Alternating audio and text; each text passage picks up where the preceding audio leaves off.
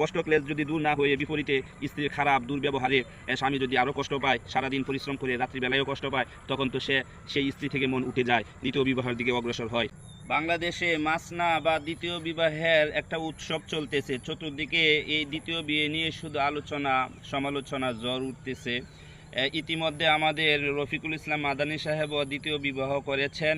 হেফাজতে ইসলামের সচিব আল্লামা সাজিদুর রহমান সাহেব, তিনিও বার্ধক্যজনিত কারণে, ওনার স্ত্রী মারা যাওয়ার কারণে ওনার পরিবারের সম্মতিতে উনি দ্বিতীয় বিবাহ করেছেন। এখন আমার বিষয় হচ্ছে, আসলে সত্যিকার অর্থে কোনো পুরুষই দ্বিতীয় বিবাহ করতে ইচ্ছুক না। কয়েকটি কারণে তারা দ্বিতীয় বিবাহ করে। তার মধ্যে অন্যতম একটি কারণ হচ্ছে, আমি যদি একটা এক্সাম্পল দিয়ে, উদাহরণ দিয়ে আপনাদেরকে বুঝাই, সেটা হচ্ছে পূর্বেকার জামানায় এক লোক 4 বিবাহ করেছিল। হঠাৎ একদিন 4 স্ত্রী তাদের স্বামীকে মারপিট করে 4 জন, দুইজন 2 হাতে এবং 2 জন 2 পায়ে ধরে হেঁচড়ে নিয়ে যাচ্ছে। কিছুদিন পরেই সে বাজার থেকে আরেকজন বাদী ক্রয় করে আনলো।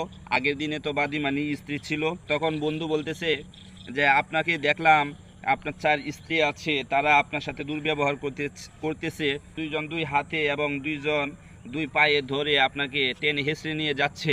আপনি আবার 5ম বিবাহ করলেন, বাদী ক্রয় করলেন, আপনার দশা কি হবে?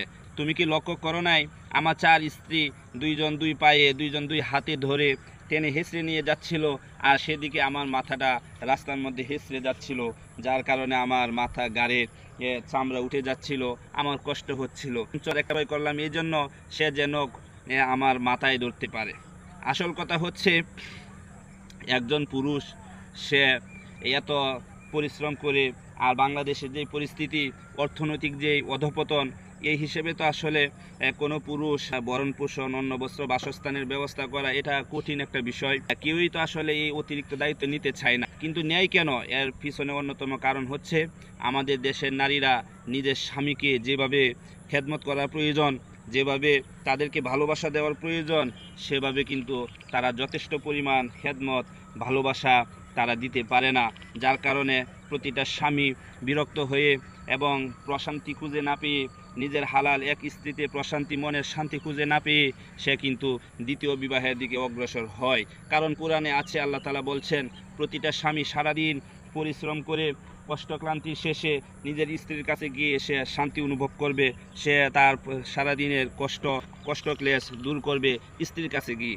কিন্তু সেই কষ্ট ক্লেশ যদি দূর না হয়ে বিপরীতে স্ত্রীর খারাপ দুর্ব্যবহারে স্বামী যদি আরও কষ্ট পায়, সারাদিন পরিশ্রম করে রাত্রিবেলায়ও কষ্ট পায়, তখন তো সেই স্ত্রী থেকে মন উঠে যায়, দ্বিতীয় বিবাহের দিকে অগ্রসর হয়। তাই বলছি, শুধু একা পুরুষকে দুষবেন না।